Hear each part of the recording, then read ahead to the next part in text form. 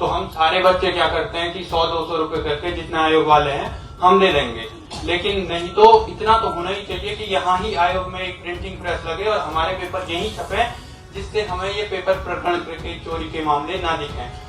21 सितंबर को हुई UK SSSC परीक्षा के पेपर लीक मामले को लेकर उत्तराखंड में एकल सदस्य जांच आयोग ने आज देहरादून के सर्वे चौक स्थित IRDT ऑडिटोरियम में आयोग ने अभ्यर्थियों और उनके अभिभावकों से सुझाव व शिकायतें प्राप्त की।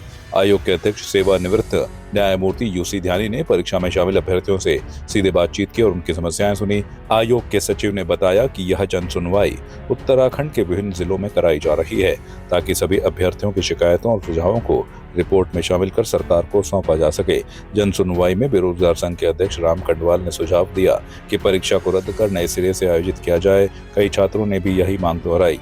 वहीं एक शिक्षक ने कहा कि परीक्षा में अलग अलग भाषाओं में प्रश्न पूछे गए हैं, लेकिन भाषा की एक रूपता नहीं होने के कारण छात्रों को असुविधा हुई। 2.5 घंटे चली जन सुनवाई में अभ्यर्थियों और अभिभावकों ने अपने सुझाव और शिकायतें दी। आयोग ने कहा कि अब तक 3 जिलों में जन सुनवाई पूरी हो चुकी है और जल्द ही सभी जिलों की सुनवाई समाप्त कर रिपोर्ट सरकार को सौंप दी जाएगी।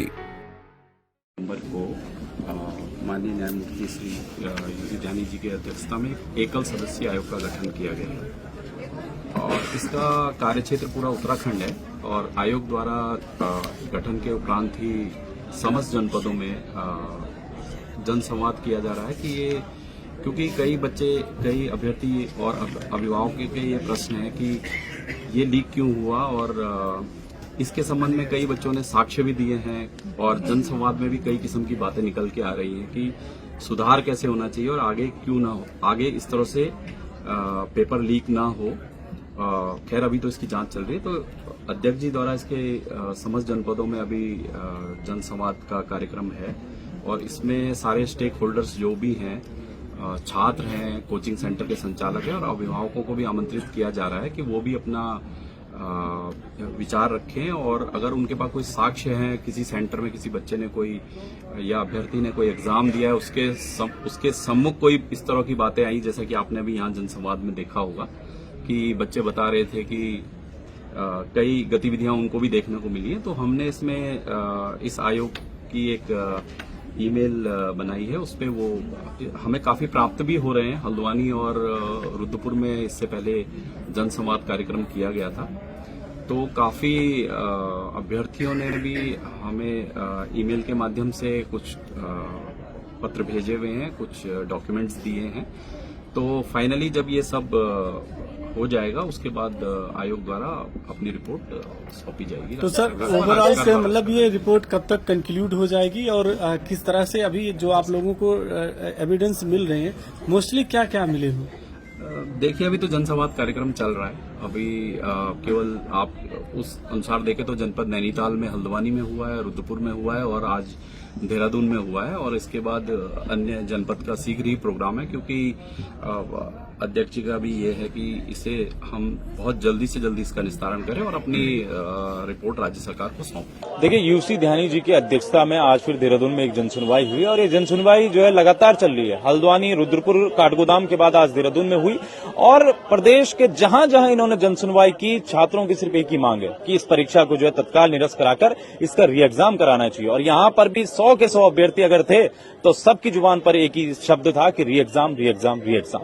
तो हमें भी लगता है कि री एग्जाम अब सरकार को जल्द इसकी घोषणा कर देनी चाहिए। साथ ही यहाँ पर परीक्षार्थियों ने जो है आज कई खामियां भी गिनाई अपने अपने सेंटरों की। किसी सेंटर पे उन्होंने कहा कि भाई यहाँ पर जैमर खराब है, किसी सेंटर में उन्होंने कहा कि भाई यहाँ पर परीक्षा नियंत्रक जो वहाँ पर परीक्षा पर्यवेक्षक थे उनके मोबाइल वहाँ पर अलाउड हो जाते हैं। कहीं पर जो है 10:30 बजे पेपर शुरू कर दिया जाता है जबकि 11 बजे पेपर की टाइमिंग होती है और कहीं पर जो है जो कैमरे थे उन पर जो है पन्नियां लगाई गई थी। तो इन तमाम चीजों को लेकर जो है अब ये स्पष्ट हो चुका है कि इस परीक्षा की सारी गोपनीयता भंग हुई है और 21 सितंबर की इस परीक्षा को अब कैंसिल करके दोबारा इसका री एग्जाम होना चाहिए।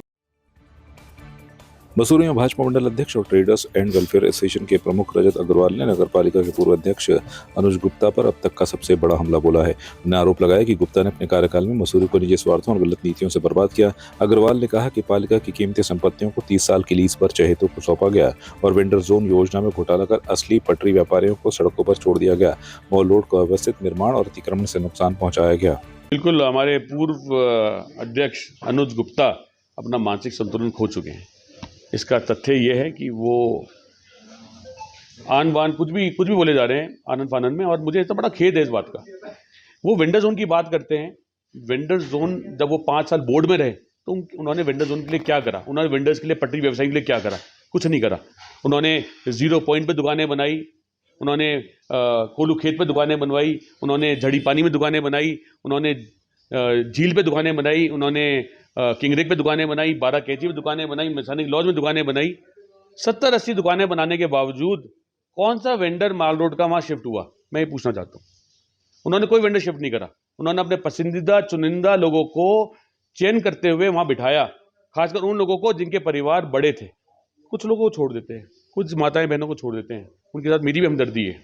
कुछ भाइयों को छोड़ देते हैं जो प्रो व्यापारी थे या उनको कहीं से उठा के लाए।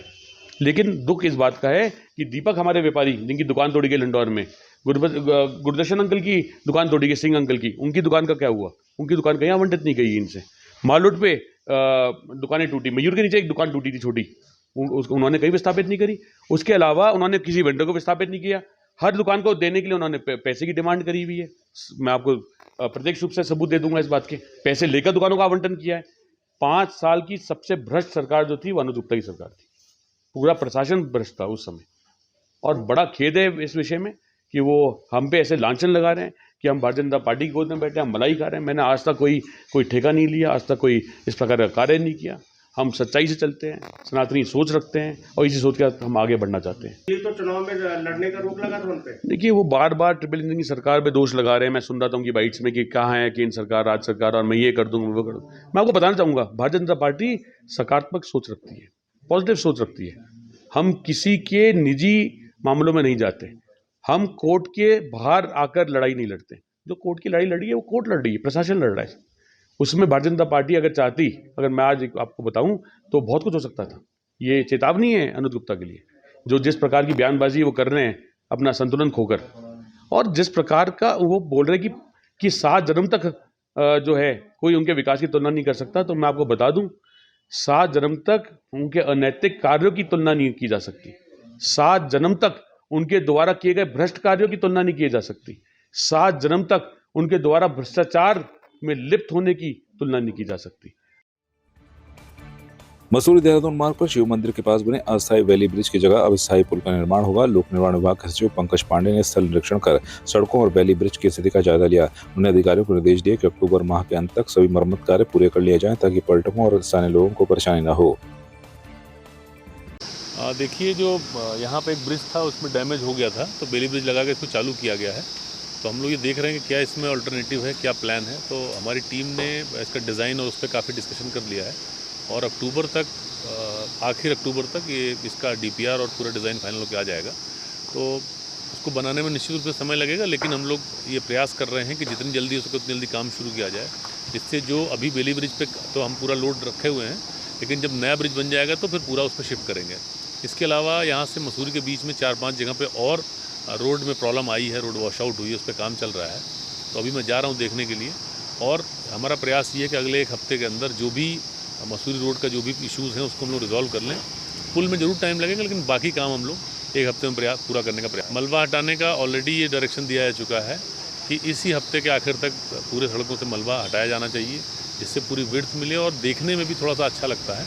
तो प्रयास यही किया जा रहा है कि जल्दी से जल्दी पूरे रोड पे जो भी मलबा आ गया था उनको हटाया जाए, और मौसम अगर साथ देगा तो निश्चित रूप से हम लोग ये काम कर पाएंगे। देखिए, जो इसमें अभी जो स्ट्रीम आ रही है, जो नाला आ रहा है, उसको भी चैनलाइज करके प्रॉपर एक डायरेक्शन लिया जाएगा, जिससे कि आगे चल के कोई हमारे पुल, जो नया पुल हम बना रहे हैं, उस पर कोई दिक्कत नहीं आए।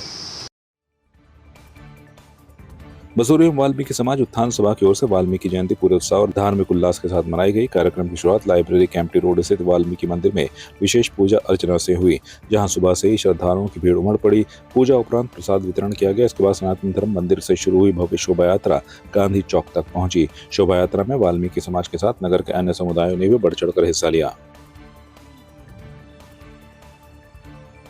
यहाँ पे जो है वाल्मीकि उत्थान सभा द्वारा हर वर्ष की भांति इस वर्ष भी महर्षि वाल्मीकि जी का जन्म दिवस बड़े हर्षोल्लास के साथ मनाया जा रहा है। सर्वप्रथम आपके माध्यम से मसूरी वासियों को, प्रदेश वासियों को इसकी हार्दिक शुभकामनाएं, बधाई देता हूँ, और साथ ही साथ बताना चाहूँगा कि मसूरी बड़ा स्वादपूर्ण वातावरण में ये हो रहा है और यहाँ पे हर वर्ग का आदमी यहाँ पे आता है और सभी लोग यहाँ पे इसमें बढ़ चढ़ के प्रति भाग लेते हैं। इसी कड़ी में मसूरी ट्रेडर्स वेलफेयर एसोसिएशन द्वारा भी यहाँ पे जो है प्रसाद का वितरण किया जा रहा है और सभी धर्म के लोग यहाँ पे आते हैं। हर्ष का विषय है कि हर साल की भांति इस साल भी हमने जयंती हमारी वाल्मीकि समाज की निकली है और बड़ी धूमधाम से निकाली गई है, पर थोड़ा सा कहीं ना कहीं हमने इस बार जो थराली में जो आपदा आई उसकी वजह से थोड़ा आपको देखने को कम मिलेगा, क्योंकि हमारे उत्तराखंड में जो संवेदनशील जो बात हुई है उसमें हमारा भी कहीं ना कहीं आहित जैसा देखा जा सकता है। तो उस तरह से हमने पिछली बार की भांति इस साल हमने वो आयोजन नहीं किया है, इसलिए थोड़ा कम रहेगी और भीड़ भी थोड़ी कम रहेगी। पर यह है कि रामायण के रचयिता हैं जिन्होंने रामायण को रचा, राम के बारे में सब कुछ बताया, तो ये हिंदू समाज के लिए गर्व का विषय है। तो कहीं ना कहीं हमारा आस्था इससे जुड़ी है। इसमें तो क्या भाईचारा, तो खासकर मसूरी में तो इसमें भाईचारा देखने को मिलता है कि यहाँ पे सभी वर्ग के लोग बढ़ चढ़ के हिस्सा लेते हैं, सभी समाज के लोग बढ़ चढ़ के इसे देखने आते हैं, उत्साह मनाते हैं और बढ़ चढ़ के इसमें आगे अपनी भागीदारी निभाते हैं। आपकी इस पर क्या राय है, हमें कमेंट कर जरूर बताएं। इसके साथ ही आप हमारे YouTube चैनल को सब्सक्राइब कीजिए। आप हमें Facebook, Instagram, Twitter पर फॉलो भी कर सकते हैं और संवाद 365 के साथ एक क्लिक में जुड़ने के लिए डाउनलोड कीजिए संवाद 365 ऐप।